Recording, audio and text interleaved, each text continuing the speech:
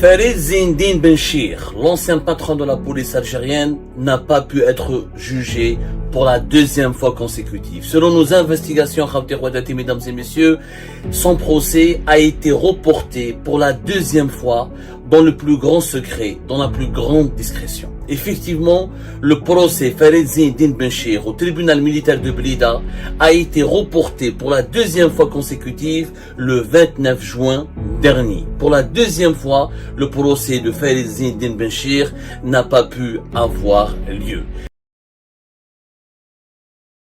Rappelez-vous, nous l'avons déjà révélé auparavant dans une précédente émission que le procès Farid Zindine Benchir traîne depuis avril 2026. La première journée la première fois où le procès devait avoir lieu au tribunal militaire de Blida, c'était le 16 avril 2026. Ensuite, il a été reporté ce jour-là dans des conditions opaques, très bizarre, voire même très extravagante, puisque tous les témoins étaient convoqués, toutes les parties concernées par l'affaire Farid Zindine Benchir étaient représentées et bel et bien présentes. Et cette fois-ci, deuxième fois, le procès Farid Zindine Benchir, prévu le 29 juin 2026, a été reporté à une date ultérieure qui n'a pas été annoncée lors par le tribunal militaire de Blida. Nous avons pu confirmer cette information de sources proches de l'avocat de Farid Zindine Benchir, qui est un célèbre avocat en Algérie. Il s'agit de Farouk Qsantini, un homme très connu en Algérie qui a dirigé des organisations importantes en Algérie. Farouk Qsantini, célèbre avocat, qui est lui-même l'avocat de Farid Zindine Benchir, et c'est grâce à des membres de son entourage que nous avons pu confirmer cette information qui a été dissimulée, soigneusement dissimulée par les autorités du régime Tebboune, et personne n'a voulu vraiment révéler ou expliquer cette information qui est très gênante, mais vraiment très gênante. Je rappelle que Farouk Qsantini était déjà le président du Conseil consultatif de protection des droits de l'homme.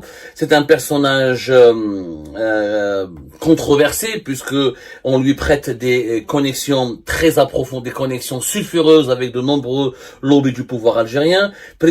Ancien président de la Commission nationale consultative de promotion et de protection des droits de l'homme, et aussi un avocat célèbre qui est intervenu dans pas mal d'affaires très importantes ou des affaires ou des scandales, pardonnez-moi, qui ont défrayé à maintes reprises la chronique judiciaire en Algérie. Farouk Qsantini a tenu à défendre Farid Zindine Benchir, mais le procès n'a pas pu avoir lieu. Et on ne connaît aucune raison.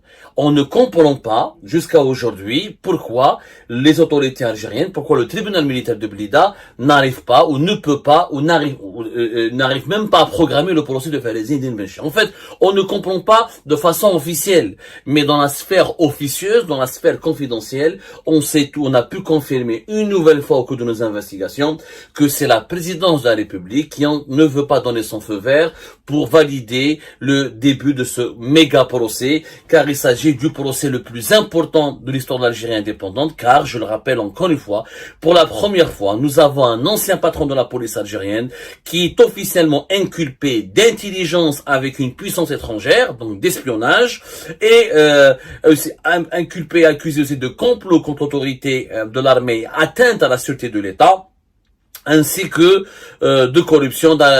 C'est les deux grands volets de l'affaire Farid Zindine Benchir.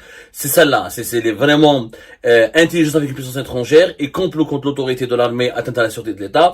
Les autres chefs d'inculpation sont vraiment mineurs ou beaucoup moins importants que ces deux graves chefs d'inculpation qui peuvent lui valoir ou une condamnation à mort ou une peine de réclusion criminelle à perpétuité. Et c'est la première fois que la justice militaire en Algérie juge un haut responsable qui a siégé au sein du Haut Conseil de la sécurité nationale en Algérie en sa qualité de patron de la police algérienne. Il était le collaborateur, l'homme de confiance du président Abdelmajid Tebboune. Il siégeait à plusieurs réunions du Haut Conseil de sécurité et aujourd'hui, il est accusé d'espionnage et de haute trahison et de complot contre l'armée atteinte à la sûreté de l'État. C'est inédit dans l'histoire de l'Algérie. Fares Eddine Benchir, un traître à la tête de la police algérienne. Je rappelle que Fares Eddine Benchir a dirigé la police algérienne de mars 2021 jusqu'à janvier 2014. Vous imaginez un espion à la tête de la police algérienne? Bien sûr, il n'a pas été encore condamné pour cela, donc on devrait respecter le principe de la présomption d'innocence, mais le tribunal militaire de Blida ne l'aurait pas incarcéré depuis fin septembre et début octobre 2024 et pour l'envoyer à la prison militaire de Blida s'il n'y avait pas des preuves ou des indices. Et vous le savez tous, Algérie Part et votre serviteur moi-même, Abdou Samar, nous avons fait plusieurs enquêtes sur Fares Eddine Benchir où nous avons révélé à de très nombreuses reprises, avec des documents, avec des faits vérifiables et documentés, et nous avons documenté effectivement les relations extravagantes, très bizarres, très suspectes entre Fares Eddine Benchir et de nombreux anciens hauts responsables des services secrets occidentaux, israéliens, français, britanniques et américains. Et dans le dossier de Fares Eddine Benchir figurent clairement des preuves de ses relations et de ses correspondances avec un responsable des services secrets français à l'ambassade de France à Alger et un ancien ambassadeur français qui était en poste à Alger. Et donc l'affaire Fares Eddine Benchir, elle est, je l'ai dit à plusieurs reprises et à chaque émission que nous consacrons à cette affaire, nous sommes pratiquement le seul média qui parlons de cette affaire, qui ont le courage et l'audace, qui prenons les risques de parler de cette affaire, qui est ultra dangereuse. Fares Eddine Benchir, c'est un scandale, un méga scandale d'État. Et clairement, ce deuxième report, inexpliqué. Alors, certaines sources parlent, on l'a reporté parce qu'il y a les élections législatives. Mais c'est quoi la relation entre le procès Benchir et les élections législatives?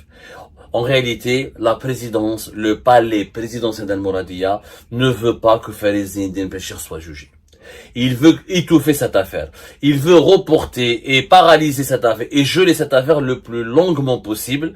Et je pense qu'ils vont tout faire pour qu'il ne soit pas jugé jusqu'à la fin du mandat d'Abdelmajid Tebboune. Pour une raison très simple. Parce que si Fares Eddine Benchir, son procès se tient réellement et s'il est jugé correctement et conformément au principe de droit, et si on va l'écouter et si on va prendre en considération ce qu'il va dire pendant ce procès, on va assister à un lâchage de plusieurs bombes atomiques. On va assister à un bombardement de vérités scandaleuses et de vérités amères. Pour une raison très simple. Et Fares Eddine Benchir l'a dit, nous l'avons révélé récemment dans une émission que nous avons consacrée à ce sujet.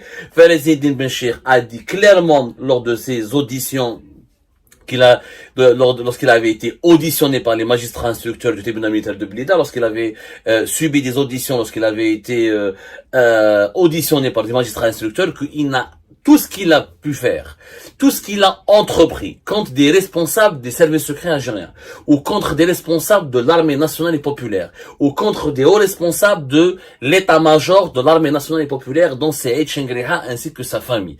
Toutes les enquêtes qu'il avait diligentées, toutes les actions de sabotage, toutes les informations confidentielles, vraies partiellement, mais partiellement aussi falsifiées, et qui ont été communiquées à des cyberactivistes basés à l'étranger, via des canaux informels. Tout ce qu'il a entrepris, c'était avec le feu vert et la bénédiction d'un certain Boualem Boualem, qui est le bras droit de Abdelmajid Tebboune et l'ancien directeur de cabinet Abdelmajid Tebboune, ancien parce qu'il n'est plus en poste, il a été remplacé par un intérimaire. Nous l'avons expliqué dans une émission qui date du 20 juin 2026, intitulée Exclusive, Benchir a tout balancé sur Boualem Boualem et le clan Tebboune. Il n'y a pas que Boualem Boualem, puisque Fares Eddine Benchir recevait des instructions et s'entretenait régulièrement avec des hauts responsables du clan présidentiel, dont des conseillers qui sont toujours en poste auprès d'Abdelmajid Tebboune, dont certains membres de la famille d'Abdelmajid Tebboune qui lui demandaient d'accomplir telle ou telle tâche, d'exécuter telle ou telle mission, et lui,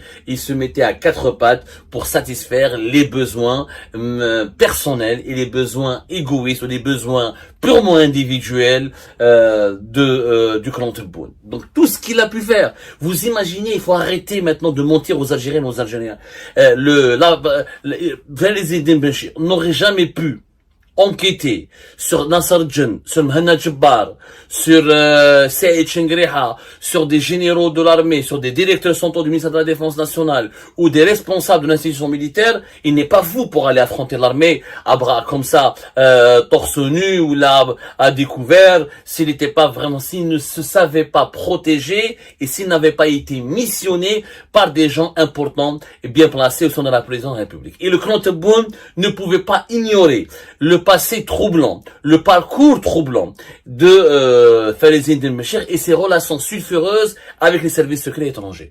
Et le clan Tebboune a utilisé Fares Eddin Benchir comme une carte, comme un joker, pour asseoir son pouvoir sur le pays, pour démanteler tous les autres composantes et tous les autres clans qui composent le régime algérien, et pour imposer un pouvoir quasi absolu du clan Tebboune sur tout le régime algérien. Ils ont utilisé Fares Eddin Benchir, ses connaissances, son expérience, mais surtout son relationnel et son carnet d'adresse avec les services secrets occidentaux et étrangers. Il leur offrait de l'intelligence, il leur offrait non seulement de l'intelligence, mais il leur offrait des outils de sabotage, des outils de déstabilisation, des outils d'espionnage, des outils pour des outils de combat, carrément, des outils de combat, des armes de combat pour battre et pour combattre les autres clans concurrents au clan Tebboune au sein du régime algérien, notamment l'institution militaire dirigée par Saïd Chengriha et d'autres généraux et officiers supérieurs de l'armée ou des services secrets qui étaient fidèles ou qui étaient beaucoup plus proches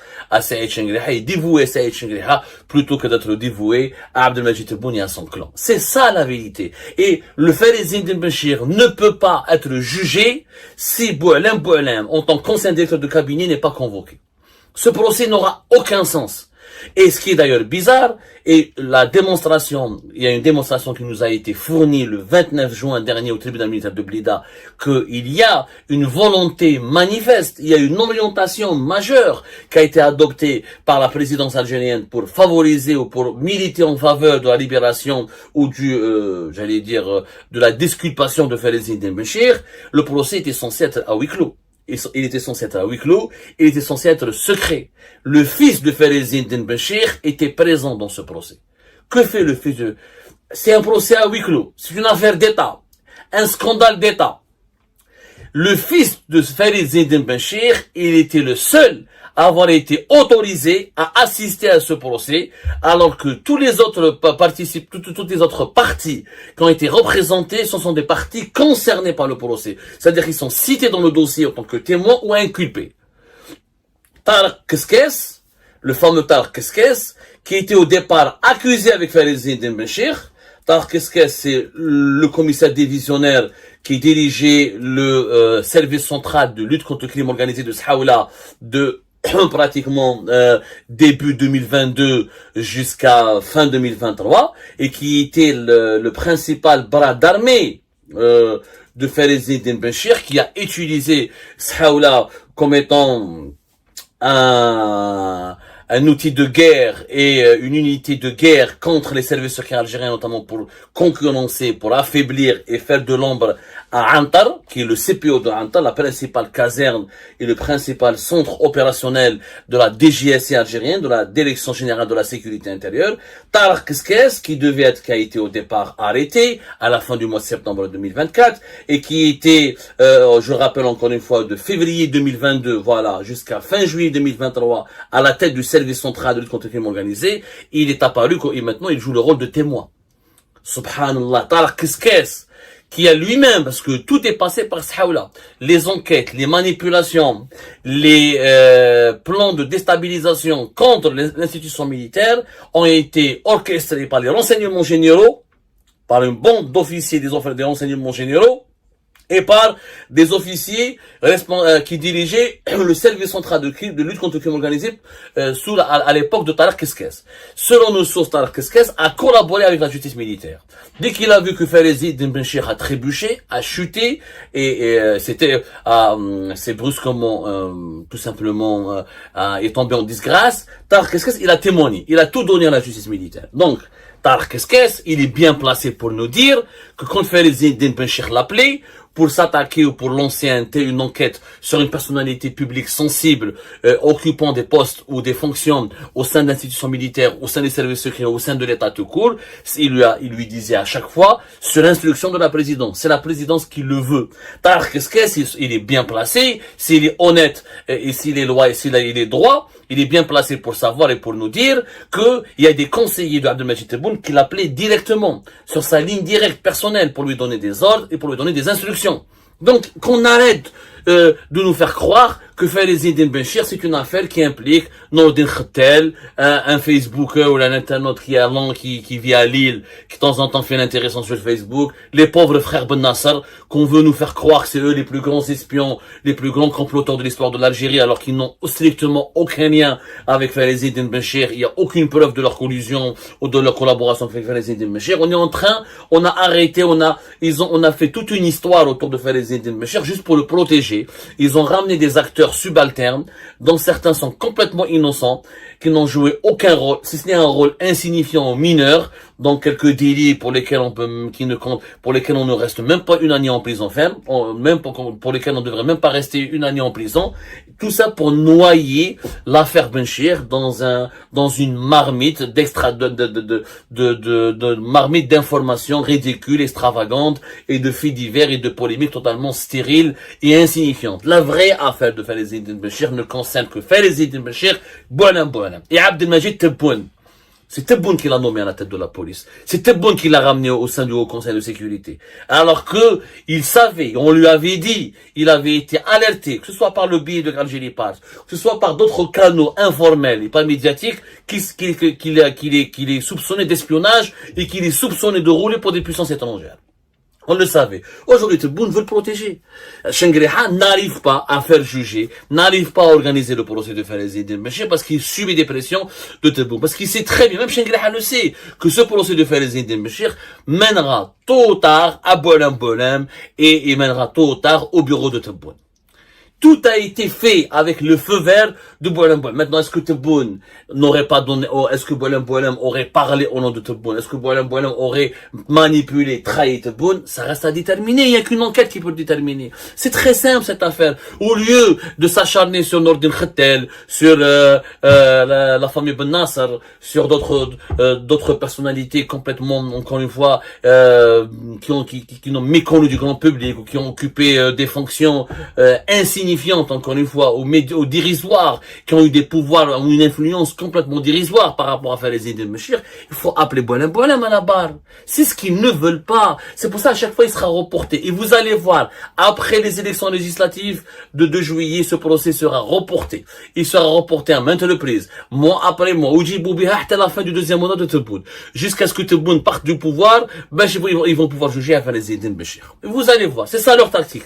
C'est ça leur tactique. Ou ils vont essayer de nous faire taire nous tous, de nous arnaquer, de nous manipuler, de nous dire c'est bon. Ils vont distribuer quelques peines symboliques à Falaise. Ils vont donner. L'objectif c'est ça, de donner une peine symbolique à Falaise Benchir pour le sortir de prison et accabler les autres acteurs de cette affaire pour leur dire finalement Falaise Benchir aurait été lui-même victime de ces acteurs secondaires, de ces marionnettes qu'on veut nous faire croire qu'ils sont les plus grands dangereux espions et comploteurs, alors que le vrai comploteur, le vrai espion, c'est Falaise Benchir. C'est tout. À notre niveau, on n'arrêtera pas de révéler la vérité.